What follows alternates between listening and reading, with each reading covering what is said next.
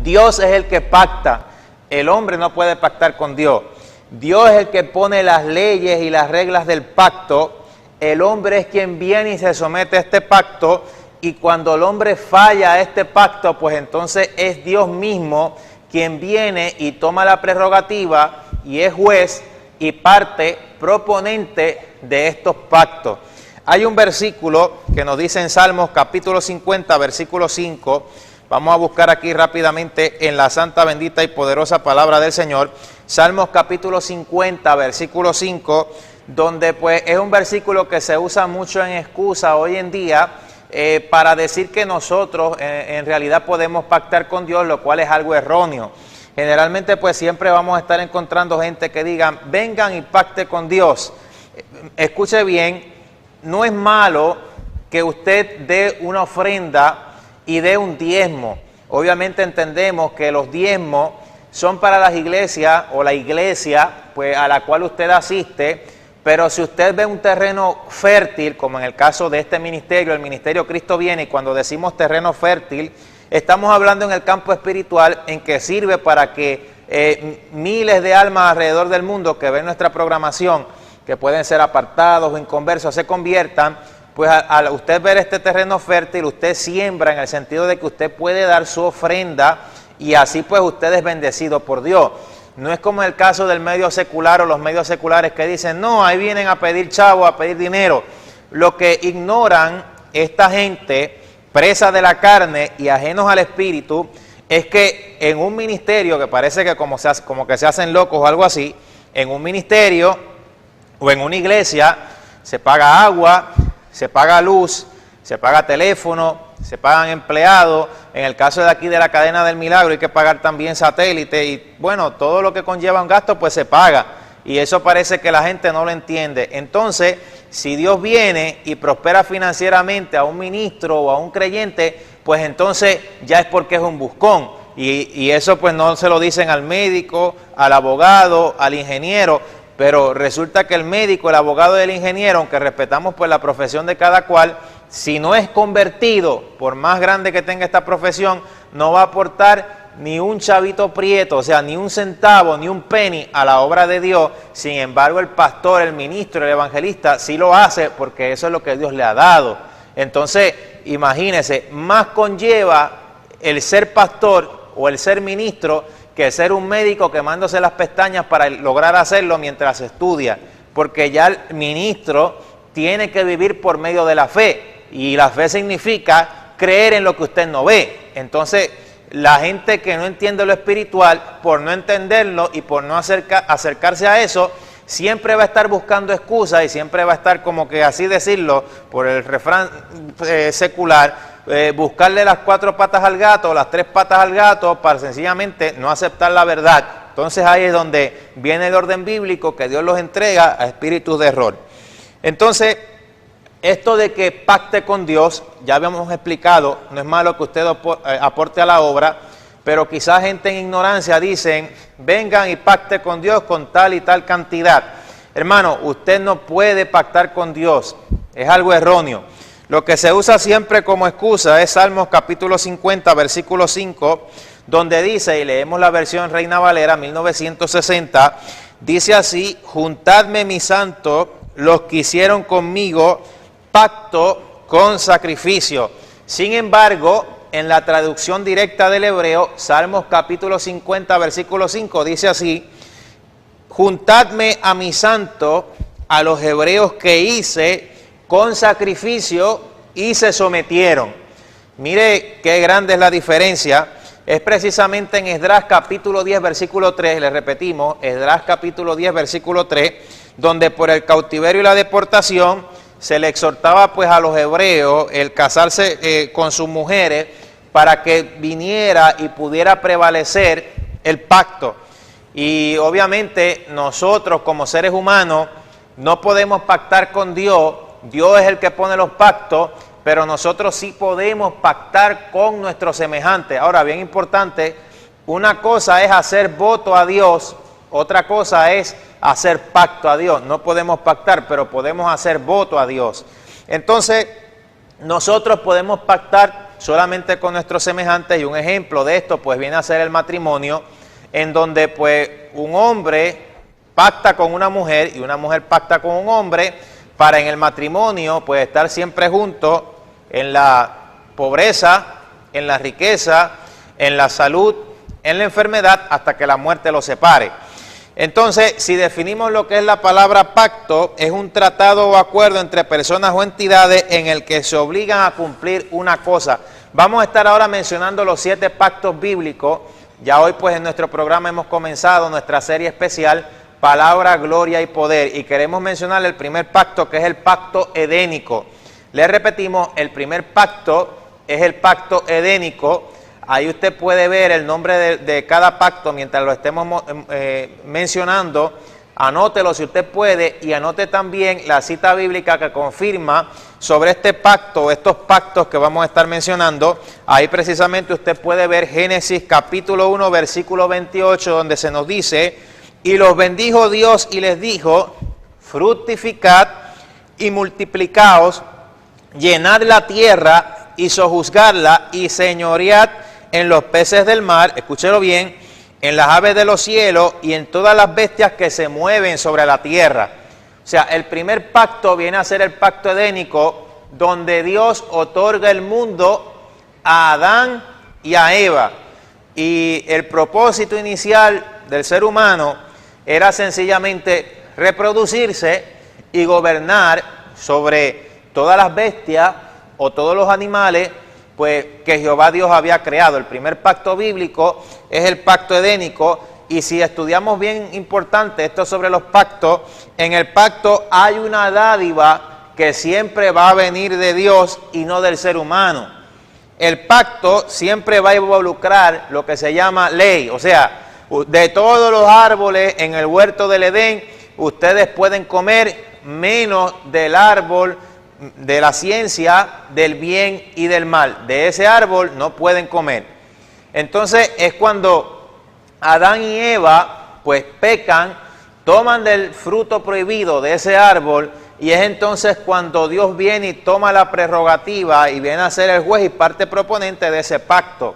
Hay un juicio contra el hombre, hay un juicio contra la mujer, y hay un juicio específicamente contra la serpiente, porque la serpiente fue la que hizo un pacto con Satanás para hacer caer al hombre en el huerto del Edén y condenar a la humanidad para siempre.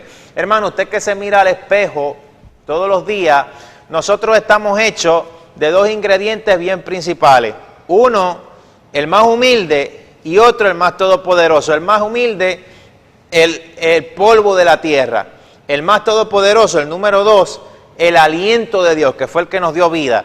Y precisamente ante la creación de ese nuevo ser que somos nosotros, el ser humano, Satanás, que había sido echado del reino de los cielos, antes conocido como Lucifer, estaba celoso, y él viene y pacta con la serpiente. Lea Génesis capítulo 3, versículo 1, donde se nos dice que la serpiente era el animal más astuto que Jehová Dios había creado en el huerto del Edén, porque la serpiente tenía la capacidad del habla, tenía la capacidad de raciocinio y estaba encargada de servir al hombre. Y de acuerdo a la tradición judía, la serpiente tenía alas y tenía patas.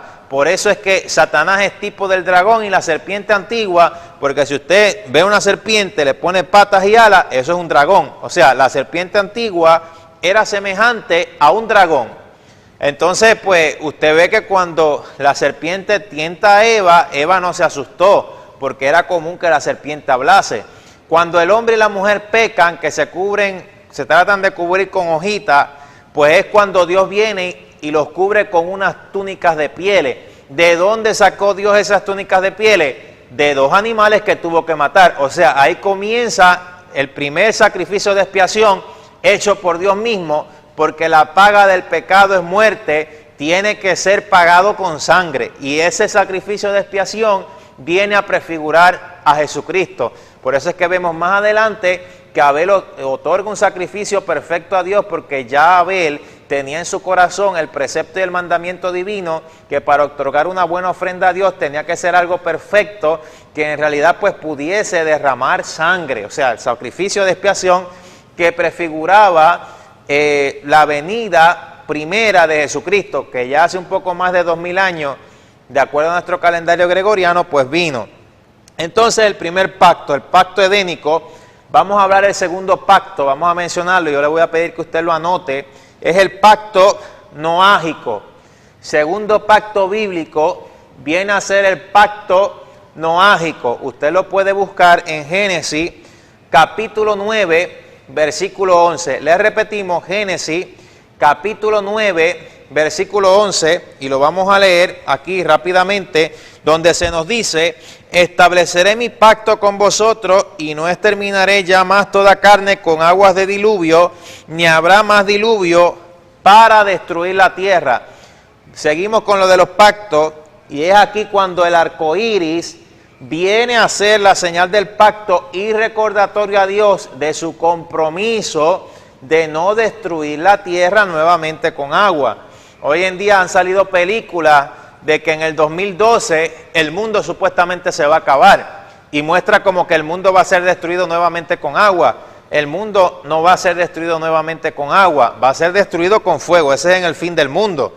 Entonces, pues, ahí podemos ver el pacto noágico. Vamos a pedir al director que nos muestre rápidamente unas imágenes que tenemos allí para aprovechar a hablar un poco sobre la construcción del arca de Noé por sus 3 hijos, por las esposas de sus hijos, o sea, por toda la familia que se salvó. Ese volumen de peso de capacidad de carga del arca se asemejaba a 522 vagones de ganado de ferrocarril y tenía 39.500 metros cúbicos, más el peso era específico de 13.960 toneladas. Escúchelo bien, y daba espacio para 125.280 animales, que fueron un animal de cada especie que pudieron entrar en esa arca antes de que ocurriese el devastador diluvio que arrasó con toda la tierra, que aún hasta las cataratas del abismo, como lo dice en la palabra del Señor, pues fueron abiertas. Pero aprovechando mencionar un poco sobre este pacto noágico, es bien importante aprovechar a hacer una mención sobre el arca de Noé, ya que el tiempo pues de Noé se asemeja al tiempo del fin, y más adelante cuando mencionemos un poco sobre el Apocalipsis, vamos a estar entrando un poco más en detalle en esto.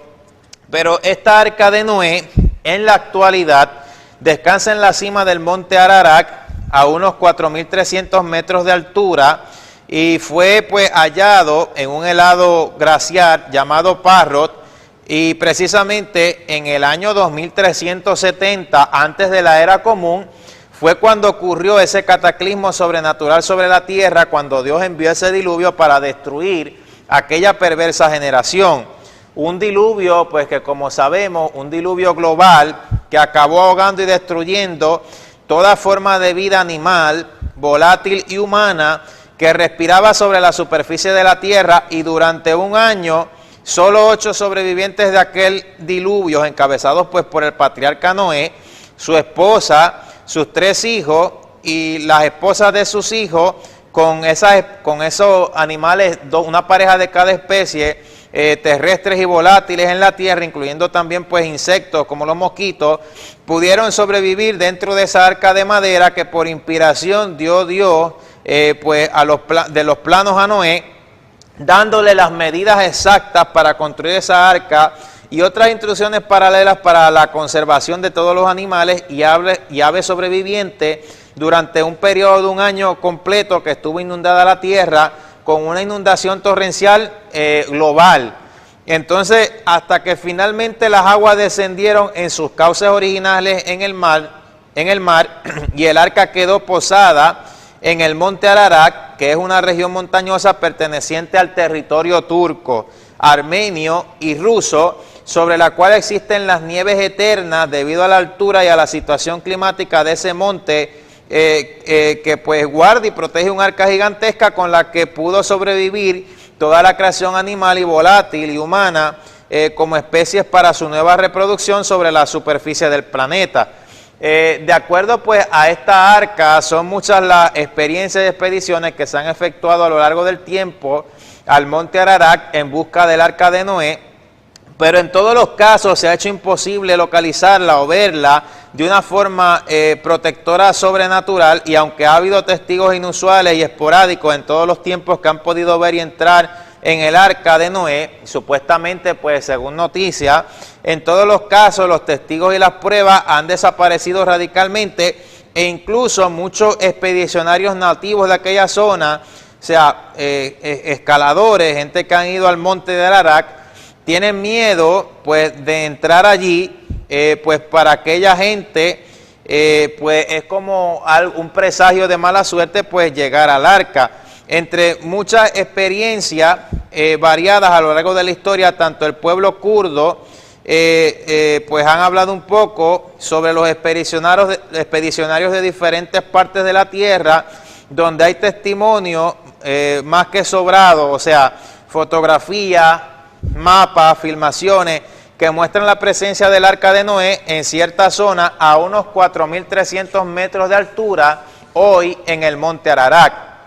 En el año de 1917, el aviador ruso Roukovinsky, realizando una pasada de vuelo táctico en la Primera Guerra Mundial, logró filmar el arca de Noé tal como describe en la Sagrada Escritura, no un barco con proa y popa, una caja rectangular alargada, totalmente ennegrecida, debido a la pintura de brea pues, que el patriarca Noé realizó sobre las estructuras por fuera y por dentro, para evitar pues que la humedad y el agua exterior de la lluvia torrencial meciera las maderas y entrase agua al interior.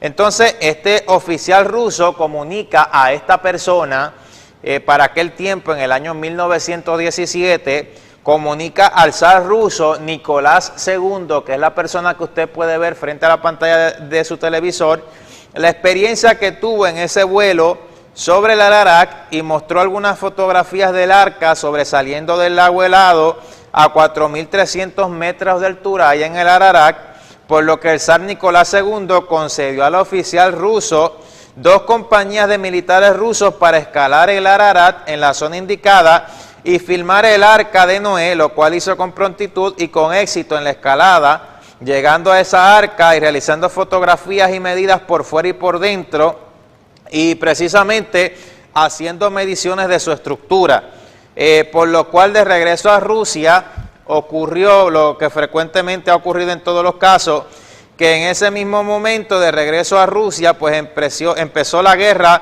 bolchevique rusa de Lenin, y tanto la familia entera del zar Nicolás II y el oficial ruso que vio y firmó el arca y los testigos que estuvieron con él perecieron en la guerra bolchevique, y eliminó a toda la entera familia de este zar Nicolás II, y todas las pruebas que habían llevado consigo vinieron y desaparecieron.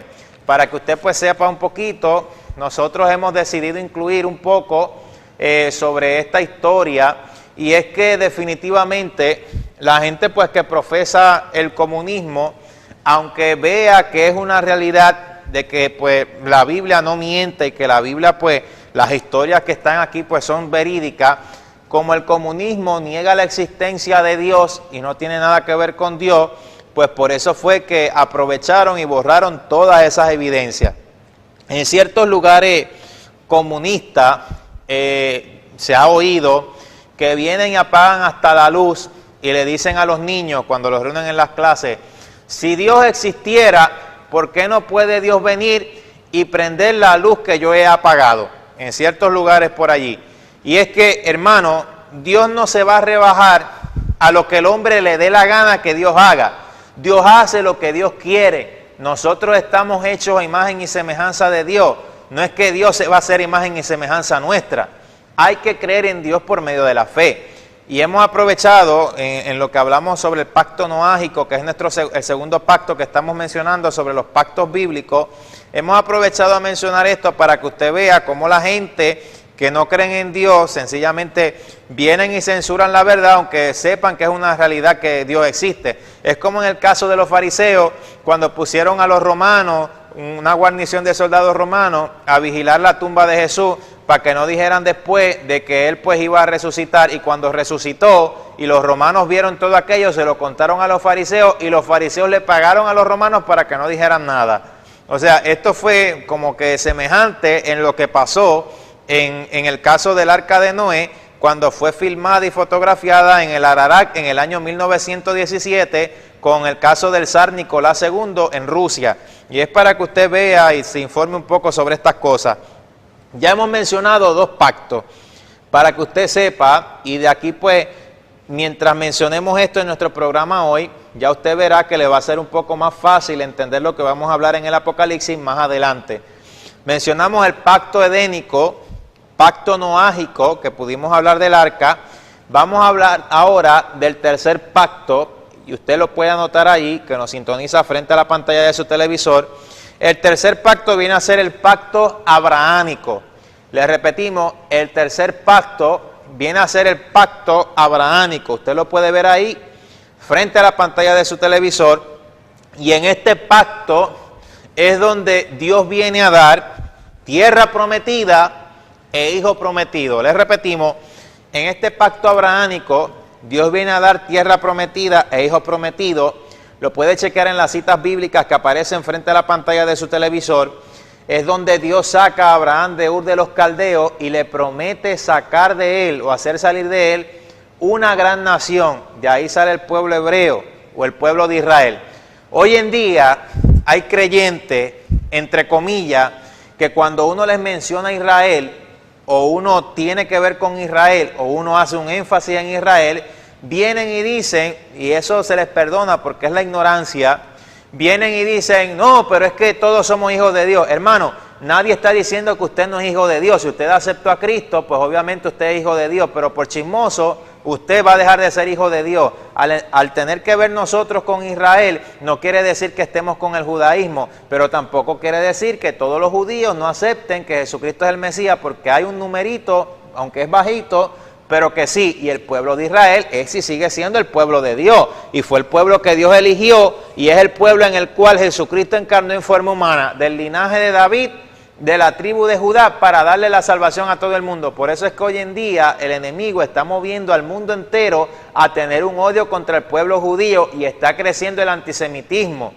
No, que van a haber juicios con todas las naciones, es que es verdad, pero el pueblo de Israel tiene un plan de restauración y no ha dejado de ser el pueblo de Dios. Es verdad que los que aceptamos a Cristo también somos pueblo de Dios, pero el pueblo de Israel no ha dejado de serlo. Sigue siendo el pueblo de Dios y hay un pacto con ellos. Ahí usted lo puede ver en el caso del pacto abrahámico. Dios hace un pacto con Abraham y le promete que de él va a salir una gran nación. Y Dios da tierra prometida, hijo prometido. El hijo prometido, Isaac. De Isaac, pues viene Jacob, y Esaú pues queda fuera por haber vendido la primogenitura. Y de Jacob, los 12 hijos que tuvo, de ahí nacen las 12 tribus de Israel. Y la señal del pacto, aquí en este caso, viene a ser la circuncisión para el pueblo judío. Ya hemos visto que la señal del pacto noágico ya fue el caso del arco iris, donde Dios se compromete a no destruir la tierra nuevamente con un diluvio, pero en el pacto abrahámico la señal del pacto viene a ser la circuncisión. Vamos a mencionar ahora pacto número 4. Una vez que los mencionemos todos, hablamos rápidamente sobre las 7 dispensaciones para que usted vea la concordancia bíblica, y después pues en nuestros estudios bien específicos sobre el Apocalipsis, pues usted puede entender bien claro lo que vamos a hablar. Pacto sinaítico es el pacto número 4. Vamos a pedir al director que nos los muestre. Pacto sinaítico, anótelo allí. Ese es el cuarto pacto bíblico en donde Dios da la ley mosaica. O sea, lo que los hebreos conocen hoy en día como la Torá. Hace un poco más de 3.321 años que el pueblo de Israel sale precisamente de Egipto, que no solo peligraban por ser esclavos, sino que también por la religión ocultista de los egipcios. Por eso es que yo le digo, si usted viaja a Israel y va de Israel para Egipto, hermano, no compre los artículos de Egipto, no compre los ídolos, no compre las pirámides. Esas cosas encierran precisamente un sentido ocultista que va a abrir las puertas del campo espiritual para que el enemigo ataque su casa y su familia. No, que yo no creo en maldiciones. Es que no es que usted crea o no, es que si usted agarra y toma las cosas que le pertenecen al enemigo, pues obviamente usted va a dar la oportunidad a Satanás que abra las puertas o va a abrir las puertas a Satanás para que él entre en su casa y trate de deshacer todo lo que Dios está haciendo en su vida. Allá usted con lo que usted quiera decidir, pero eso es una realidad. Lea la Biblia y entienda esto. Entonces, nosotros vemos aquí que en Éxodo capítulo 31, versículo 16, y yo quiero que usted anote este versículo bíblico, Éxodo capítulo 31, versículo 16, se nos habla sobre un recordatorio de un pacto exclusivo para Israel, no para todo. Y yo voy a leer textualmente en la palabra del Señor, la Biblia, cómo dice esto en Éxodo capítulo 31, versículo 16, y yo le voy a pedir a usted que si me acompaña aquí, está ahí con nosotros en nuestro programa, pues que me acompañe a buscar en la Biblia, siempre que ahora pues usted sintonice nuestro programa, más que todo especialmente esta serie, Palabra, Gloria y Poder, siempre mantengo una Biblia ahí frente a la pantalla de su televisor, porque eso es todo lo que vamos a hablar, Biblia. Éxodo capítulo 31, versículo 16, dice así: guardarán pues el día de reposo los hijos de Israel, celebrándolo por sus generaciones como pacto perpetuo. O sea, es un pacto exclusivo para Israel, no para todo. Y precisamente, pues aquí se nos habla cómo la señal del pacto es el sábado para los judíos y los 10 mandamientos. En el caso del Nuevo Testamento, o este nuevo pacto, que más adelante vamos a estarlo mencionando, no se manda a que se guarde el día de reposo. No es que Cristo vino a deshacer la ley, no.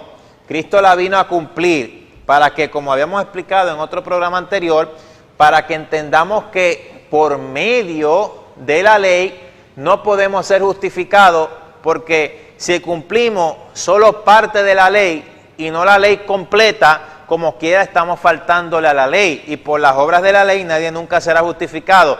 Más bien, no es que la ley sea mala, la ley nos acerca a Jesucristo, pero cuando vemos que la ley emana de un Dios perfecto, para nosotros que somos imperfectos y vemos que no la podemos cumplir en su totalidad, pues entonces venimos y buscamos de Jesucristo, sabiendo y reconociendo que no podemos por obra, sino que es por medio de la gracia en Cristo Jesús.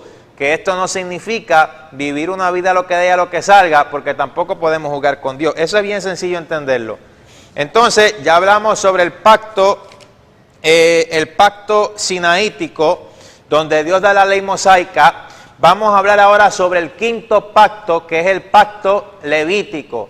Quinto pacto, en la palabra del Señor, viene a ser el pacto levítico, en donde Dios viene y le otorga como un regalo más que grandioso a la tribu de Israel, específicamente de Leví, el honor, Dios le da el honor de que ellos pues vengan y le sirvan. O sea, la tribu de Leví viene a ser la tribu sacerdotal, que usted lo puede ver en el transcurso de la historia bíblica.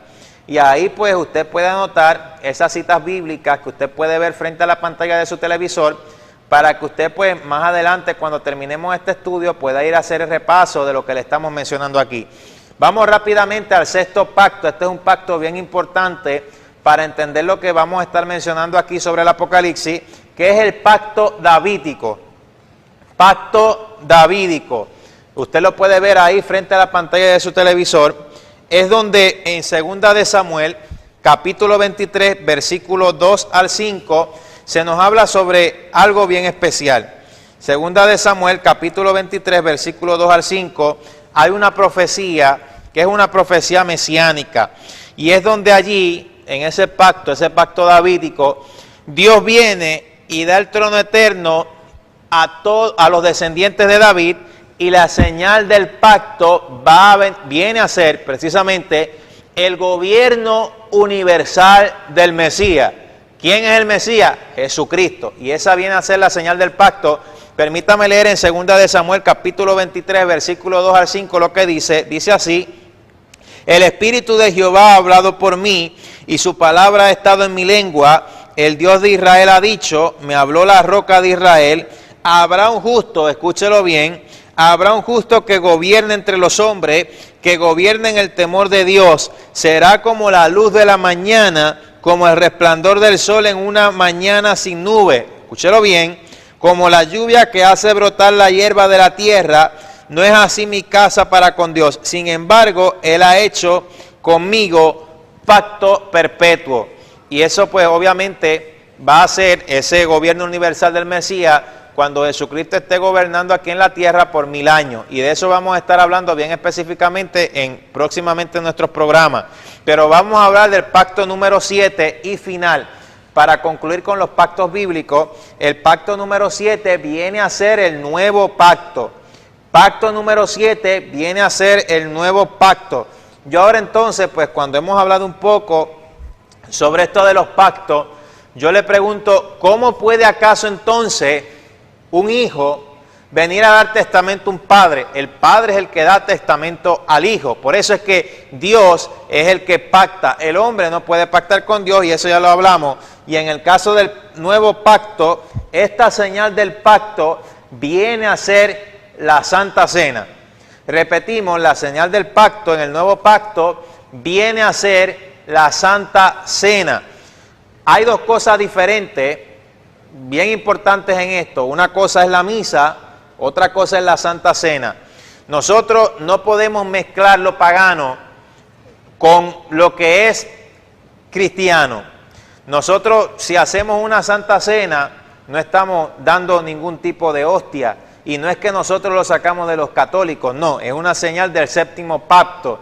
Fíjese que en el caso de cuando se hace la misa, en el caso pues de la hostia, siempre antes se incluían las iniciales IHS, que son las iniciales de 3 deidades egipcias adoradas a lo largo de toda la historia. Y esos son Isis, Horus y Set, esas 3 deidades egipcias.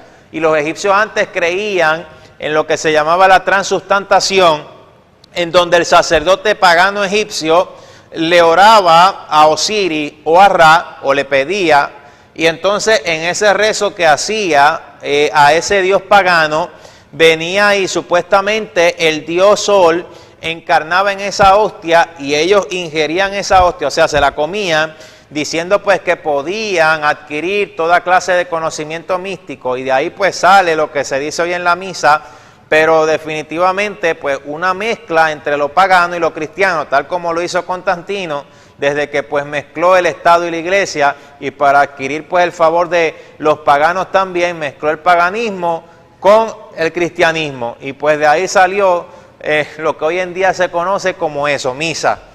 Además de muchas otras cosas más que van relacionadas a esta religión tradicional. Pero bueno, ya hemos hablado sobre los 7 pactos bíblicos. Ahora vamos a estarle mencionando específicamente hoy sobre las 7 dispensaciones, y vamos a estar, una vez que las mencionemos, usted va a estar viendo la concordancia que tienen con estos 7 pactos bíblicos. Aquí en el caso pues del libro La visión de la esposa del Cordero, en la página 15, habla específicamente sobre estas 7 dispensaciones, y le vamos a pedir al director pues que nos tome un poco en estas imágenes mientras pues explicamos en nuestro programa hoy sobre estas 7 dispensaciones, y vamos a hablar de la dispensación primera.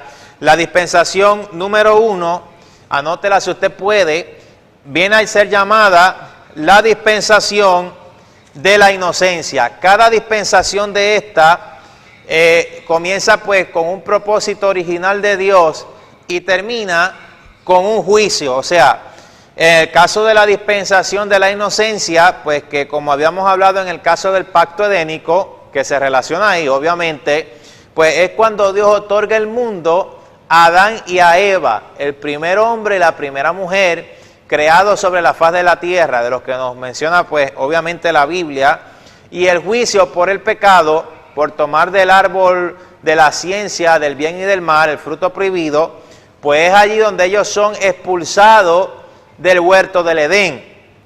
O sea, esa dispensación de la inocencia, como habíamos mencionado, pues el propósito original del hombre era sencillamente gobernar la tierra, reproducirse y gobernar la tierra, gobernar sobre todos los animales, pues que Jehová Dios había creado. Y termina con un fracaso ante pues la decisión que hace el hombre y la mujer de pecar y de tomar del fruto prohibido, cuando la serpiente pues precisamente viene y juzga ante ellos, o en el caso ante Eva, y juzga el carácter de Dios, como que Dios es un mentiroso y que Dios es un celoso que tiene miedo de que sean como Él. Entonces es ahí donde termina la dispensación de la inocencia, cuando ellos son expulsados. Luego entonces viene precisamente la dispensación de la conciencia, que viene a ser la era de la determinación humana, en el caso de que, pues, de acuerdo a toda la impiedad, de todo el pecado, pues que se vivía en aquella época, pues Dios decide exterminar la tierra con un diluvio universal. Y Dios mueve a Noé para que mientras realiza y lleva a cabo la construcción de una arca o de un arca, pues predique que viene un diluvio universal a arrasar la faz de la tierra, y que pues el que crea y que sepa que o pudiese creer sobre este juicio, pues se metiera junto con ellos al arca para ser preservado. Y entonces es Dios que dirige a una pareja de animales de cada especie, o sea, aves, mosquitos, en el caso de los insectos, los dirige a esa arca una vez que el arca está construida, mientras ya se ha dado un tiempo considerable para que Noé predique a la humanidad de que viene ese diluvio universal, pero ninguno creyó por el sencillo hecho, la sencilla razón de que no llovía. Entonces es una cosa increíble, y es para que usted vea, ya hemos mencionado dos dispensaciones, la dispensación de la inocencia y la dispensación de la conciencia, pero haciendo una relación entre estas dos dispensaciones, mire lo que dice en Génesis capítulo 3, versículo 6, donde se nos habla de cómo el pecado entra al mundo por medio de los sentidos. Se lo voy a leer. Y vio la mujer que el árbol era bueno para comer. Ahí está presente la vista y está presente el gusto. Dice, y que era agradable a los ojos y árbol codiciable para alcanzar la sabiduría. Dice, y tomó de su fruto, tacto, y comió. Está presente el gusto. Y dio también a su marido, el cual comió así como ella. O sea, Satanás, a través de la tentación de la serpiente, hace que la mujer caiga en la tentación cuando activa su sentido, o parte de ello. Entonces, hoy en día, nuestro reto más grande es, y el reto más grande del creyente, es vivir o por la carne o por el espíritu. Esa es nuestra mayor lucha. Nuestra voluntad, nuestras emociones y nuestra mente tienen que ser sometidas a Dios por completo para que haya una transformación. Porque al aceptar a Cristo nacemos del espíritu, pero no del alma. El alma necesita ser transformada.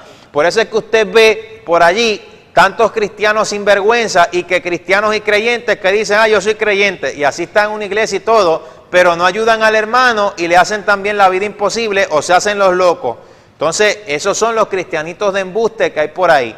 Porque es que no todo el que me diga Señor, Señor entrará en el reino de los cielos, sino el que haga la voluntad de mi Padre que está en los cielos. ¿Cómo usted puede decir que usted es creyente y no ayuda a su hermano? Y se deja basar en chisme y en las cosas que oye por ahí. Usted lo que es un embustero. Entonces es para que usted vea, se necesita entonces verdaderamente pagar un precio para decir, yo soy creyente, yo soy hijo de Dios. Y miren este caso, como en el caso de esta desobediencia se activan los sentidos.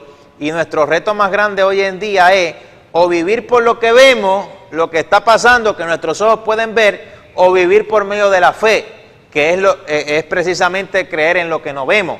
Y ahí usted lo ve en el caso de Noé. La gente de aquella generación perversa estaban tan ciegos y cegatos en el pecado, y mire por qué es peligroso caer en pecado.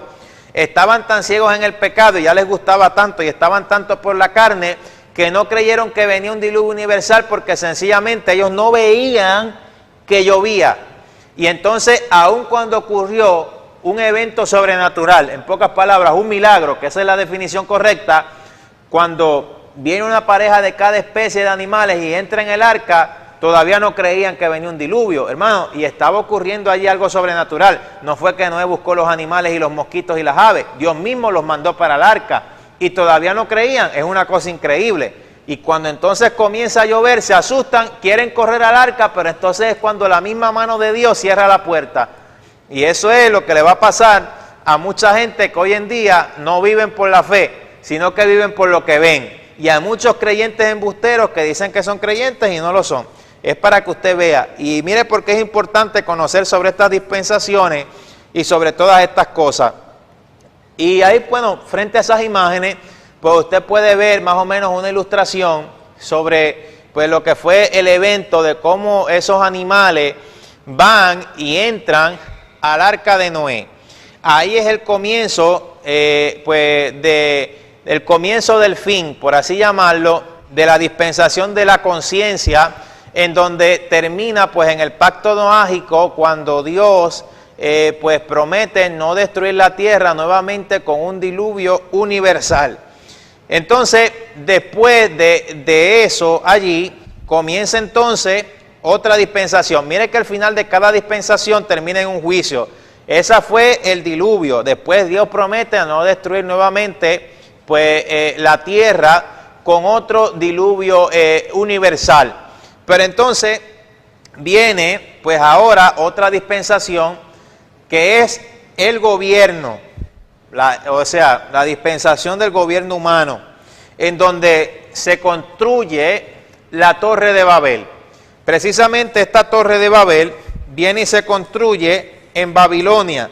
Entonces, mire lo que dice en Génesis capítulo 11, dice: tenía entonces toda la tierra una sola lengua y unas mismas palabras, y aconteció que cuando salieron de oriente hallaron una llanura en la tierra del Sinar y se establecieron allí. Ahora, después del diluvio, la humanidad, cuando se comienza a reproducir, siempre estaba asustada de que volviera a transcurrir otro diluvio, aun cuando Dios había prometido que no, o sea, que no iba a destruir la tierra nuevamente con diluvio. Y viene un grupo y se establece en las planicies del Sinar, y de ahí entonces es cuando sale Babilonia, y es precisamente de ese lugar allí donde surge el ocultismo, donde surge la magia, donde surge la idolatría, precisamente la idolatría imágenes, y es allí donde se construye una torre que pretende llegar al cielo para también hacer un nuevo orden mundial o un gobierno mundial, y es la Torre de Babel.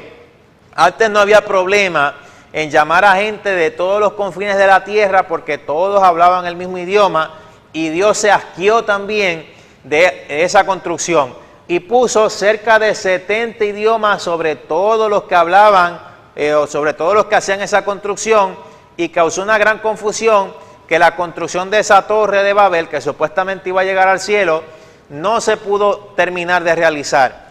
Y lo impresionante pues de aquella época antigua también era que había un desarrollo tecnológico grande, y entonces todavía faltaban profecías por cumplirse, precisamente profecías mesiánicas, y no era el momento para que hubiera un nuevo orden mundial o un gobierno internacional.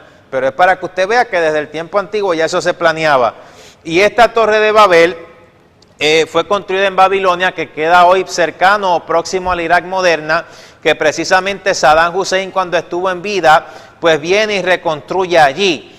Y Dios pues precisamente destruye esta torre de esa forma, poniendo idiomas diferentes en la gente que construían allí, y no se pudo terminar la construcción. Entonces Dios destruye esos planes, cada cual que habla el mismo idioma se une con un grupo y se va, y de ahí salen las naciones. Mire un ejemplo, el caso de las culturas diferentes a lo largo del mundo. Vamos a poner un ejemplo, el caso de los aztecas o de los mayas, cómo ellos sacrificaban a nombre del dios Sol, que hasta en películas sale, y en el caso pues de los egipcios, que adoraban también al dios Sol. O sea, de ahí sale en la cabeza de esa gente que construían allí una idea arquitectónica de cómo llevar a cabo las construcciones, y una idea en el campo religioso, por así llamarlo, de a quién dirigir adoración, y era una adoración pagana, obviamente, al dios Sol. Entonces, ese juicio en esa dispensación termina con la dispersión y confusión de lengua. Luego viene entonces la cuarta dispensación, que es la dispensación de la promesa, que se relaciona al pacto abrahámico, en donde Dios pues saca a Abraham de Ur de los Caldeos, en la antigua Mesopotamia, y promete sacar de él o hacer de él una gran nación. Y entonces pues esta dispensación viene y termina en juicio también con el caso de la esclavitud y el cautiverio en Egipto. O sea, del pueblo escogido, del pueblo de Israel. Luego entonces, cuando Dios lo saca de Egipto, viene entonces y cuando lo saca de allí, en el momento en el cual Dios viene y da a Moisés en el Sinaí las tablas de la ley, comienza la dispensación pasada, que es la llamada dispensación de la ley, que pues precisamente es donde Dios da los 10 mandamientos y todo esto al pueblo de Israel. Y esto pues precisamente viene y termina en 430 años de oscuridad, por así llamarlo, pues antes de Cristo. Y pues Dios da la ley para que se conozca que por medio de la ley es el conocimiento del pecado y que nadie en su totalidad puede cumplirla.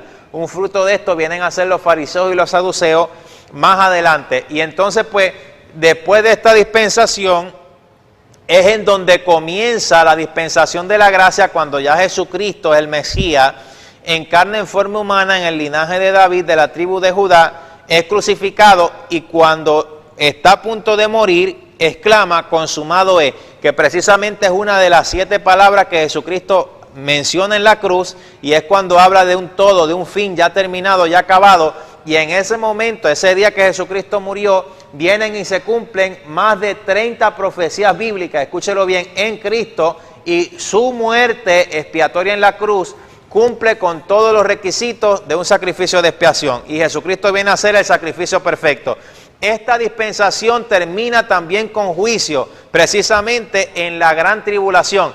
Cuando ocurre el arrebatamiento, que nos habla en la palabra del Señor, es cuando termina la dispensación de la gracia y queda un periodo transitorio precisamente de 7 años, escúchelo bien, 7 años de gran tribulación, donde, pues como conocemos, juicios como estos, y lo dice la Biblia, no los hubieron ni los habrán, ni serán comparables en toda la historia restante de la humanidad.